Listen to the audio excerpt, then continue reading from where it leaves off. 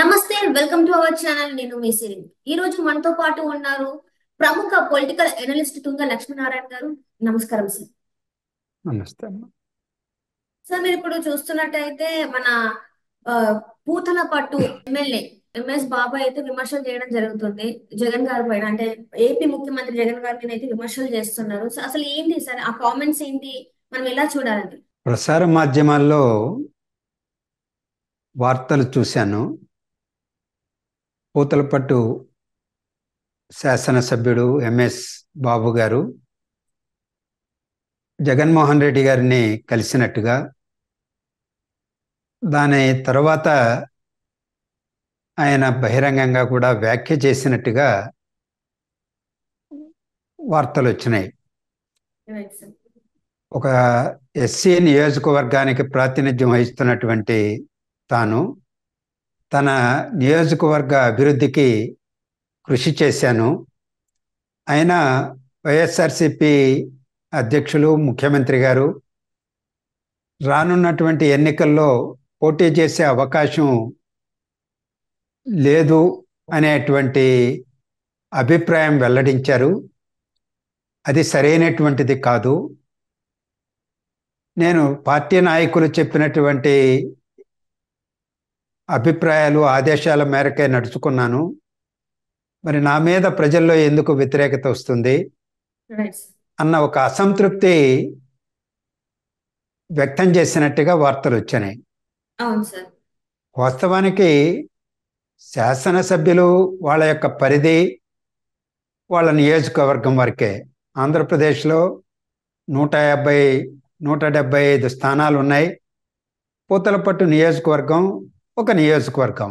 ఆ నియోజకవర్గంలో శాసనసభ్యుడి యొక్క పనితీరు, అభివృద్ధి కార్యక్రమాలు, లేదా ఆయన అధికార దుర్వినియోగానికి పాల్పడి అవినీతి ఇతర అక్రమాలకు పాల్పడి ఉంటే ఆ నియోజకవర్గంలో ప్రజలు తప్పనిసరిగా ఆలోచిస్తారు, దాని ప్రభావం ఉంటుంది. కానీ రాష్ట్ర వ్యాప్తంగా ప్రభావం ఎప్పుడు పడుతుంది? రాష్ట్ర ప్రభుత్వం అనుసరించేటువంటి విధానాలు అవి ప్రజలకు అనుకూలంగా ఉన్నాయా, ప్రతికూలంగా ఉన్నాయా, ముఖ్యమంత్రి గారి వ్యవహార శైలి ఏ విధంగా ఉన్నది, ప్రజల జీవన పరిస్థితులు మెరుగుపడేయా లేదా, వీటిపైన రాష్ట్రంలో రాబోయేటువంటి ఎన్నికల్లో ప్రజలు తీర్పిస్తారనేది మనం అందరం కూడా భావించేటువంటి అంశం. Right sir. అయితే ఇక్కడ తను చేసే వ్యాఖ్యలలో ఏంటంటే ఐపాక్ సర్వేలలో అనుకూలంగా రాలేదు, అందుకే నాకు టికెట్ ఇవ్వట్లేదు అని చెప్పేసి కూడా తను ఒక మాట అనడం జరిగింది సార్. దీన్ని ఎలా చూసుకోవాలి సార్? ఐపాక్ కానీ ఇతర సర్వే సంస్థలు కానీ అవన్నీ కూడా హైర్డ్ సంస్థలు. డబ్బులు ఇచ్చి ఒప్పందాలు చేసుకొని ప్రజల్లోకి వెళ్ళి కొంతమంది కార్యకర్తల ద్వారా సర్వేలు చేసి వారికి ఉన్నటువంటి ఈ రంగంలో ఉన్న ప్రావీణ్యతను దృష్టిలో పెట్టుకొని విశ్లేషించి సలహాలు ఇమ్మని. అందువల్ల అధినాయకత్వం ఒక రాజకీయ పార్టీ, ఏ పార్టీ అయినా కావచ్చు, అది వైఎస్ఆర్సిపియే కాదు, ఈరోజు బీజేపీ మొదలుకొని టీడీపీ అన్ని రాజకీయ పార్టీలు సర్వేలు చేయించుకుంటున్నాయి. కడకు టీవీ ఛానల్స్ కూడా సర్వేలు చేయించుకుంటున్నాయి. ఆ సర్వేల్లో పెట్టుబడి పెట్టేటువంటి వాళ్ళు ఎవరైతే ఉన్నారో వాళ్ళకు అనుకూలంగా రిపోర్టులు వాళ్ళ మనోభావాలకు అనుగుణంగా, ఆలోచనలకు అనుగుణంగా ఉంటాయని మనం ఊహించవచ్చు. అదే వ్యాఖ్య బాబు కూడా చేసినట్టుగా, ఇది పూతలపట్టు ఎమ్మెల్యే ఎంఎస్ బాబు కూడా చేసినట్టుగా మనం వింటున్నాం. చిత్తూరు జిల్లాలో, తిరుపతి జిల్లాలో అనేక మంది ఎమ్మెల్యేలకు కూడా వ్యతిరేకత ఉంది అని చెప్పేసి అంటున్నారు సార్. చిత్తూరు, తిరుపతి జిల్లాల్లోనే కాదు, రాష్ట్ర వ్యాప్తంగా ఇవాళ ప్రజా వ్యతిరేకత అనేటువంటిది ప్రభుత్వం పట్ల పెరుగుతున్నది. దానికి అనేక కారణాలు. ఇవాళ చిత్తూరునే తీసుకుంటే, చిత్తూరు జిల్లాలో పడమటి ప్రాంతాలు ఉన్నాయి. అంటే ఉమ్మడి చిత్తూరు జిల్లాలో అది మదనపల్లి కావచ్చు, లేకపోతే తంబళ్ళపల్లి కావచ్చు, పలమనేరు, పొంగనూరు, ఇవన్నీ కూడా ఈ ప్రాంతాలకన్నింటికి ఉపయోగపడేటువంటి ప్రాజెక్టు హంద్రీనీవా ప్రాజెక్టు. ఆ హంద్రీనీవా సుజల స్రవంతి కృష్ణానది జలాలను శ్రీశైలం నుంచి తీసుకెళ్లి సరఫరా చేయాలి. కానీ రెండవ దశ నిర్మాణం అనేది ప్రధానమైంది ఉమ్మడి చిత్తూరు జిల్లాకి.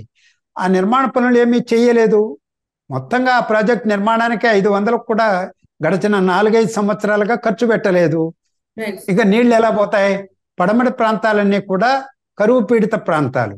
అలాగే గాలేరు నగరి సుజల స్రవంతి ఈ ప్రాజెక్టు శ్రీశైలం నుంచి కృష్ణానది జలాలని కర్నూలు మీదుగా కడప, ఉమ్మడికి కడప జిల్లా అంటే ఇప్పుడు కడప అన్నమయ్య జిల్లాల్లో, అలాగే తిరుపతి చిత్తూరు జిల్లాలకు నగిరి వరకు నీళ్ళు ఇవ్వాలి. కానీ ఈ ప్రాజెక్టు రెండవ దశ అన్నమయ్య తిరుపతి చిత్తూరు జిల్లాలకు నీటిని సరఫరా చేయాల్సిన ప్రాజెక్టు. 2600 కోట్ల వ్యయ అంచనా ఉన్నటువంటి ఈ గాలేరు నగరి రెండవ దశ ప్రాజెక్టుకి ₹1 ఖర్చు పెట్టలేదు గడిచిన 5 సంవత్సరాల కాలంలో. అందువల్ల ఉమ్మడి చిత్తూరు జిల్లాలోనే సాగునీటి పారుదల ప్రాజెక్టుల పట్ల పూర్తి నిర్లక్ష్యంగా వ్యవహరించినటువంటి ఈ ప్రభుత్వం పట్ల సహజంగా ఒక వ్యతిరేకత ఉంటుంది. అలాగే ప్రాజెక్టులతో పాటు పరిశ్రమలైనా వచ్చాయా? అవి రాలేదు. అందువల్ల సహజంగా ఉపాధి అవకాశాలు మెరుగుపరిచేటువంటి అభివృద్ధి కార్యక్రమాల పట్ల ఈరోజు ఈ ప్రభుత్వం ఎలాంటి శ్రద్ధ పెట్టలేదనేటువంటి భావన ఉన్నది. అమర్ రాజా ఫ్యాక్టరీ రేణుగుంట దగ్గర ఉన్నది. దాని విస్తరణ కోసం వాళ్ళు ప్రయత్నం చేస్తుంటే వాళ్ళ మీద వేధింపు చర్యలకు పూనుకొని ఆ అమర్ రాజా ఫ్యాక్టరీ అక్కడ చిత్తూరు జిల్లాలో విస్తరణ కార్యక్రమాలను ఆపేసుకొని తెలంగాణ ప్రాంతంలో ఉమ్మడి మహబూబ్ నగర్ ప్రాంతంలో వచ్చి నెలకొల్పారు. దానివల్ల ఉపాధి అవకాశాలు ఆ జిల్లా వాళ్ళు కోల్పోయారు కదా. ఇలాంటి అనేక సమస్యలు ఆ జిల్లా వాసుల్ని ఇతర రాష్ట్రంలో ఇతర ప్రాంతాలలాగానే వేధిస్తున్నాయి. దాని పట్ల స్పందన ఉంటుంది సహజంగానే. అయితే ఇక్కడ ఏమంటున్నారంటే సార్ బాబు గారు, మళ్ళా సీఎం జగన్ మంత్రులు పార్టీ పెద్దలు చెప్పింది నేను చేశాను అని చెప్పేసి తను కూడా ఒక మాట అనడం జరిగింది సార్. సో అంటే ఏం చెప్పారు అంటే ఎలాంటి పనులు చెప్పి ఉంటారు, తను ఏం చేశాడు అనుకోవచ్చు సార్ మనం? ముఖ్యమంత్రి జగన్మోహన్ రెడ్డి గారు తర్వాత రామచంద్రారెడ్డి గారు చిత్తూరు జిల్లా ఉమ్మడి చిత్తూరు జిల్లా మంత్రి. సరే, రోజా గారు కూడా ఉన్నారు, ఇప్పుడు డిప్యూటీ చీఫ్ మినిస్టర్ కూడా ఉన్నారు ఆ జిల్లా నుంచే. కానీ అంతా రామచంద్రారెడ్డి గారికే ఉన్నది అనేటువంటిది అందరికీ తెలిసినటువంటి విషయమే. పెద్దిరెడ్డి రామచంద్రారెడ్డి గారి మాటను కాదని ఎమ్మెల్యేలు ఆ జిల్లాలో మిగిలినటువంటి మంత్రులు కానీ చేయగలిగిన పరిస్థితి ఉందా? లేదు. అందుకనే ఎంఎస్ బాబు బహుశా పూతలపట్టు ఎమ్మెల్యే కూడా నేను పార్టీ పెద్దలు చెప్పినటువంటి మాట అంటే జగన్మోహన్ రెడ్డి గారు చెప్పిన మాట, లేకపోతే పెద్దిరెడ్డి రామచంద్రారెడ్డి గారు చెప్పిన మాట, లేకపోతే ఇతర పార్టీ ఎంపీ మంత్రులు ఉన్నారు, రోజా గారు ఇతరులు చెప్పినటువంటి మాటలనే నేను పాటించాను, అనుసరించాను. మరి వ్యతిరేకత అనేటువంటిది వస్తే అందరికీ రావాలి, కానీ నా ఒక్కడికే ఎలా ఆపాదిస్తారని నర్మగర్భంగా ఆయన వ్యాఖ్యలు చేసినట్టుగా మనం అర్థం చేసుకోవచ్చు. ఒక్క బీసీ ఎమ్మెల్యే కూడా అంటే ఇప్పుడైతే ఎక్కడైతే మార్చుతున్నారు కదా సార్, ఓసీ ఎమ్మెల్యేని మార్చలేదు, కానీ ఇక్కడ ఎస్సీలో మార్చడానికి ఎందుకు వస్తుంది, ఓసీలను కూడా మార్చాలి కదా, ఎస్సీకి మాత్రమే ఎందుకు మార్చుతున్నారని కూడా అట్లా వ్యాఖ్యలు చేయడం జరిగింది సార్. దీన్ని ఎలా పరిగణించాలి సార్? ఎవరెవరిని మారుస్తున్నారు? ఓసీలనైనా ఎస్సీల వరకైనా బీసీలకు అందరికీ వర్తిస్తుందో లేదా అనేటువంటిది వేచి చూడాలి. కానీ ఇప్పటి వరకు అసంతృప్తి గళం వినిపిస్తున్నటువంటిది మార్పులు చేయడానికి సూచనలు చేసింది. ఉదాహరణకి విడుదల రజనీ గారు ఆరోగ్య శాఖ మంత్రి, చిలకలూరుపేట నుంచి ప్రాతినిధ్యం వహిస్తున్నారు. ఆమెని గుంటూరు పశ్చిమానికి బాధ్యతలు ఇచ్చారు అని అంటే చిలకలూరుపేటలో భవిష్యత్తులో పోటీ చేయరు, గుంటూరు పశ్చిమంలో పోటీ చేస్తారు. ఆమె బీసీ వర్గానికి చెందినటువంటి వాళ్ళని ఒకటి. అలాగే సురేష్ గారు ఇవాళ ఎర్రగొండపాలెం నియోజకవర్గానికి ప్రాతినిధ్యం వహిస్తున్నారు, మంత్రి. ఆయన అక్కడ కాకుండా కొండేపికి మారుస్తారు అంటే ఆయన ఎస్సీ తరగతికి చెందినటువంటి వాళ్ళని.